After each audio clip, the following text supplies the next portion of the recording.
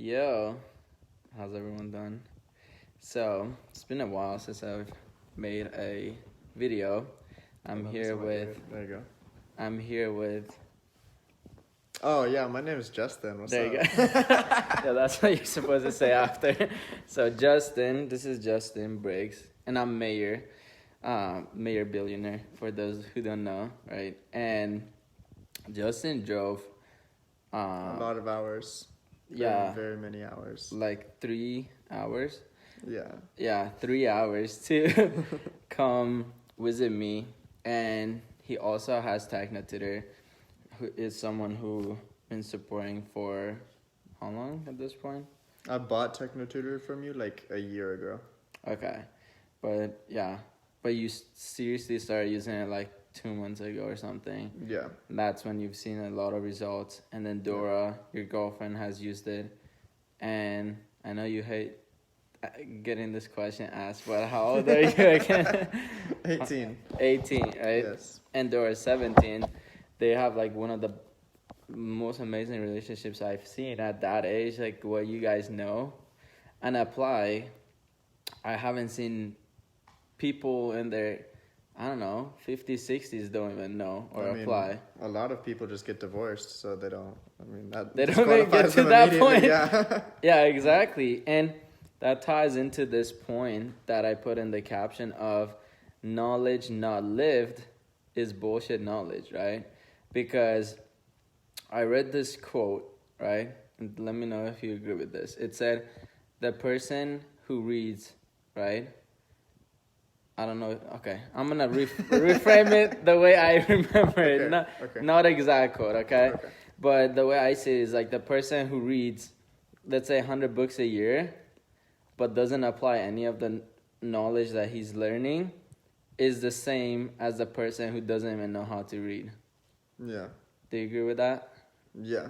Why do you agree with that? Because, it feeds directly into the title, right? You have to be actually applying the knowledge. So you could take the best course on sales ever and then never make a sale. Like if you never actually go out and talk to anybody, then like what was the point? You wasted your time.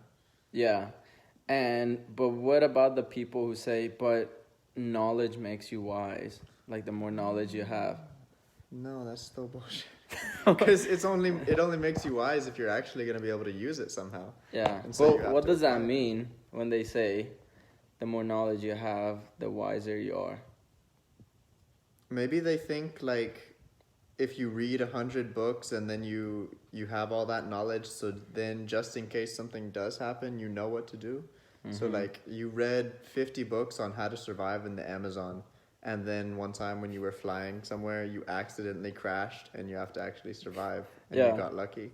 Yeah. But and like, what does it mean actually? Like, what does it mean when they say someone is wise? Like a wise man. What does that mean actually?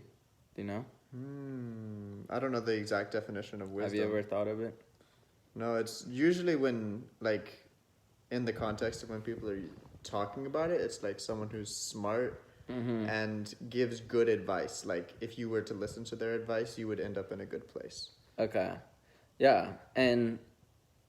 But we have like a real wise man and like kind of like a feel good type of wise man, which like the information he gives makes you feel good, but then you apply it, you actually don't get any results. And that's like most 99.9% of the gurus out there and coaches and some big names even, right?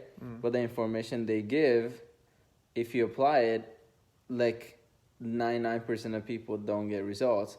Well, there's so many things comes with that, but the main part is those people don't even want competition in the first place. So their starting point is not even correct, right? Because how can you really want to help someone change their life if you're afraid that that person is going to grow and become your competition? Like, are you going to give that person 100% of everything you know? No, because you're operating from a starting point of lack. Right. But from what I've learned and what we've learned and the principles we live in is, for example, best for all, doing what's best for all, and, living the principles visibly living the principles daily so other people can see it. But now going back to the point about being wise is like, imagine, for example, let's bring out a big name that people may react to. Let's say Bill Gates, right? Some people like the guy, some people hate him, some people are like, I don't even know what the fuck he's doing, right? And Bill Gates, look at in terms of his accomplishment, regardless of if it's good or bad, just like how many things he's accomplished, right? And the level he's got to. Can the average person even get to that point, let alone like handle that level of pressure? And like, look at how many people he's managing, and like hundreds of thousands of people probably who are working under him. And look, imagine some people are like, oh, I want to be a billionaire. But it's like if you take them from where they are and put it, let's say, in the place of where Warren Buffett is, like that person is going to collapse in in a minute, you know? Yeah. So, and most people have that, you know, what is it? Lottery mentality, right? Still with the same people. It's like if you win $100 million, but you're still the same person that was making $1,000 a month, how are you going to even manage that money, you know? Yeah. I mean, you wouldn't manage it because, like you said, if you put them in that situation, they're just going to collapse. And maybe the stress will get to them because they'll have more responsibility or something. Right. But it's like the things that you have to do to get there in the first place are what you need to be able to manage it and actually survive there anyways. Yeah, exactly, right? And now coming back to the Bill Gates point is like, imagine, let's say Bill Gates is teaching his son, right? Because probably anyone else, he's not going to exactly tell them how he got to that point. Like anyone else except his son. Right. I don't even know if he tells his son the secrets. I don't know, but I'm assuming so. But now because he's walked through all these points, all this knowledge that he has, he also reads a lot of book. You know, I saw a documentary of him. He reads like 2.5 pages a minute, right? Which I don't know how many words per minute that is, but it's a lot. On the book. Yeah, you could say that's 100 pages. Yeah, and he reads like dense books, so it's not like books with pictures and so forth, you know, like actual books. So he has all this knowledge, but he also goes and applies it the next day, right? And he has a documentary on Netflix. It's called, I think, Inside Bill's Brain. They show the guy's processing ability, right? And we use that a lot, right? Especially within Technotin and the people who use it.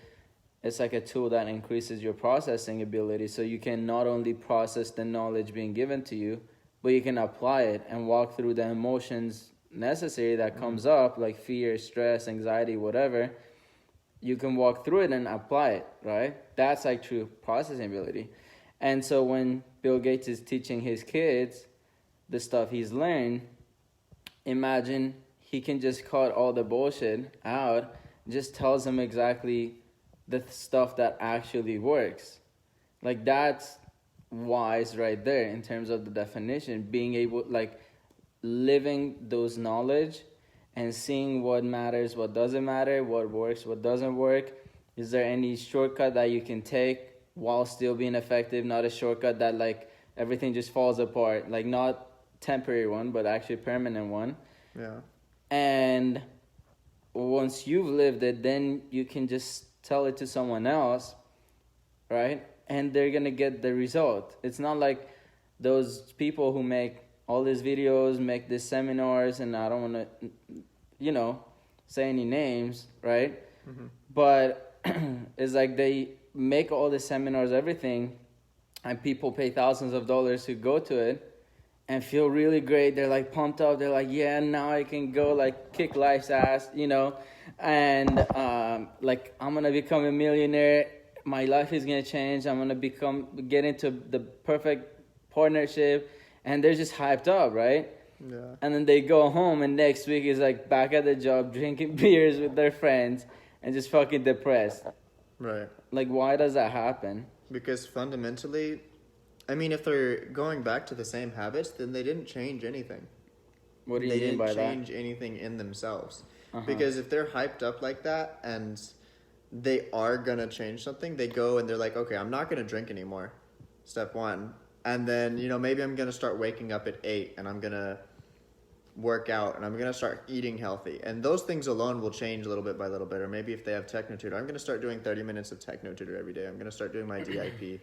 And they'll put the habits in place to start actually growing and changing themselves. Or maybe they start to look at information or look at what other people are doing and find specific things that, like, oh, that's working, little bits of knowledge like that, but not just remembering, okay, yeah, that's a good thing that he does, but also, okay, how can I use that in my own life? Yeah. How can I apply that? And then start living that. Yeah. As a program. And then what normally happens when you start living that? What comes up within the person, generally speaking?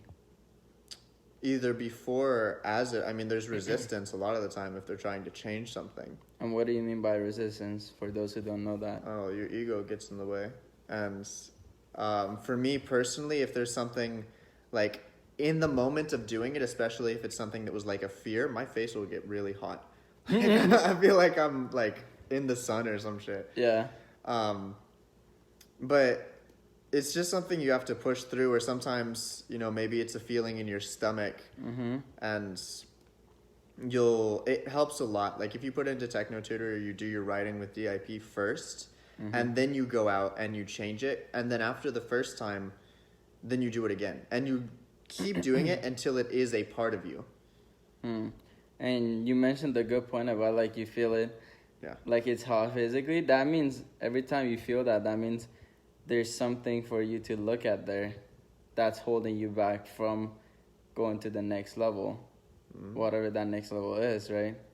But yeah, like generally speaking, you know, like I remember being 19 years old and I thought like I knew everything out there, right? I was like, oh, I know more than so many people. Like I know everything there is, right? I'm good, right? But I was like, I don't have the results. I don't have the money to show.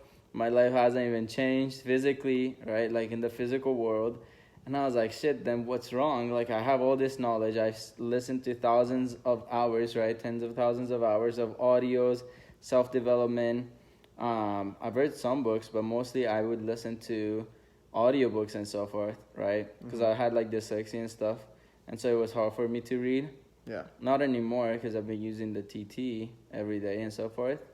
But I had all this knowledge, and I remember being 19 and be like, okay, fuck, maybe at this point there's nothing else I can learn. Maybe I should start applying some of this.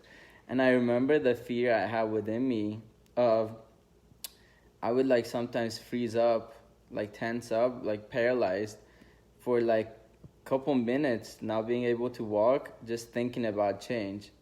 Like, that's how scared I was. And then I was like, fuck, dude, this is harder than I thought, you know? Yeah. But what's interesting, if we look at the timeline, that's when I found GIN, Global Information Network. And for those who don't know, like, feel free to reach out, I'll tell you. And that's also when I found TechnoTutor and the TechnoTutor network of people. And that's when they actually started supporting me to walk through my resistance, fear, anxiety, everything to actually start achieving stuff. And 2 years later, now it's like I have a car that I never thought I would have, right? I am connected to the most amazing people all over the world. Like at this point, I can say I can go anywhere in the world, right? Like actually anywhere in the world, like any continent, everywhere, and I'll probably know someone there. And 2 years ago, I didn't even have any friends, right? Right. But that's how fast things can change if you start applying the knowledge. And what I found interesting was that I didn't even need to know a lot of knowledge to go out there and apply it. You can have a little bit of knowledge and apply it and get more result than having so much knowledge and not apply anything. Right. Right? Because I was the type of guy that I was like, oh, I want to know everything before I go and try it. No, I feel like there's something else I need to learn before I actually try it. It's like I had that perfectionist like mindset of like, oh, I want it to be perfect, right? But it's like if everyone had that mindset, we would never, let's say, I don't know, go to the moon. If that's true, I don't even know. Right? I'm not saying it is or no, but what else is like we wouldn't have cars. It's like imagine the first person who made the car. I don't know who that is, but if they wanted to be super perfect the first time they tried it, would never have it. Because look at how many times the person had to fail to create the car. Or light bulb, right? What was it, Thomas Edison? They I say think you failed 1,000, 10,000. What was it? 10,000 times, 1,000 times, whatever. They're both massive numbers to get it right one time, right? So he wasn't like, oh no, let me go through all the ways in my head to make sure I can, I can do it perfectly. He just went and did a bunch of times, and from each time he failed, he learned from it. So it wasn't a failure; it was just a learning experience, right? And that's a huge point. The change I made in my mindset is like, I'm not afraid of failing. I'm just gonna, it's like another learning experience, right? I remember the first time I went to a suit shop. I went to Tom Ford, which is like a high-end suit brand. I think they don't have a suit less than like 5,000, 10,000, something like that. It's like all above. And I walk in there with like a t-shirt and shorts, and my t-shirt looked more garbage than this t-shirt, right? And I walk in there and there's like 7 people with suits, right? And I'm like, oh shit, fuck, what am I doing here, right? And the guy is like, how can I help you? I'm like, oh, I'm just here to look at some suits, And the guy's like, okay. And he takes me to the suit section. He brings out the suit, hands it to me, and I look at it. And I remember before I tried to put on a suit like once, twice or something. But like when I would put it on, my hand would get stuck like in the air. I couldn't like fit it. I don't know. If like you wore suits, it's like you go around and then my arm would get stuck in the air. So I was like, fuck, how do you even wear a suit? So I remember turning to a guy holding like a $10,000 suit. I'm like, what's like the best way to put on a suit? And you should have seen the guy's face. He was like, what? I'm like, yeah, I mean, I know there's a normal way, but is there like a cool way or like the best way to wear a suit? He was like, okay, well, I can show you a few different ways. And he showed me a couple ways. I was like, okay, I can probably do that one. So, because I didn't want to look like a failure. But even asking that question, look at how much, like, my ego was like, fuck, I don't want this person to think I'm that stupid that I don't even know how to put on a suit, right? Because to them, it's like, imagine you don't know how to, like, brush your teeth or something, Yeah. So, but it's like I knew that I had to go through that learning experience, right? So I don't see that as a failure. I see it as a learning experience to get to this point where I have, like, 14 suits at this point? I don't know. I lost count after 10. But, yeah. But you see, it's like after I started applying it, and after you started applying the knowledge you had. Yeah. In 2 months. No, it's a really big difference. And before I get to that, I did want to talk about, because my arm. Right. The way that you were talking about how people will accumulate a lot of knowledge before they do anything, and they want to have a perfectionist mindset before they do a single move. Yeah. Then that's kind of how schools raise you to do it. Because it's almost like memorizing versus really knowing. Because if you really know something, you are going to go out and you're going to live it, right? Whereas when it's memorized, it's only in your head, and you're going to forget it eventually anyways. So all the shit you learned in science class or a math, maybe you studied for that, and maybe you made a good grade, and then now, think back, what do you even remember about, like, the food chain and how it works, and what's a secondary and tertiary? Shit, what is that? Oh my god. Honestly, though. And so imagine if you had learned that in a more substantial way, and you really knew the vocabulary, and then you even thought about how it applies to other subjects besides just your ecosystem shit in science. Yeah. But yeah, as soon as you start really applying it and really taking action, then everything changes. Even if it's just small steps, the amount of change is huge because, I mean, you were stagnant before. because all you were doing was learning, and even then it wasn't real learning. And so even a small little step can propel you forward, but the more you change, then the more the world around you will change. Yeah, that's a good point. And I think that's a good point to end it. I mean, just the stuff we said in this video alone, like if people watch it and actually understand it, Applied it. applied They listened it, to the video. yeah, they listened to the video and applied it, like their life could actually change. If like one person took action to reach out, be like, oh, what's DIP, what's Jin, what's like Tagna today, what's this and that, like that's taking action, right? It's like they got the knowledge, okay, let me apply it. Okay, how do I apply this stuff, right? That's how I grew, was like keep reaching out to everyone else and was like, hey, what is this, what does that mean, this and that.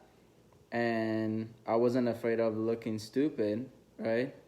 So I mean, I asked the guy in the $10,000 suit shop how to put on a suit. So yeah, you just have to apply it. So if you want, feel free to reach out to me, Justin. I'm pretty sure I've tagged his thing. You should have, probably, maybe.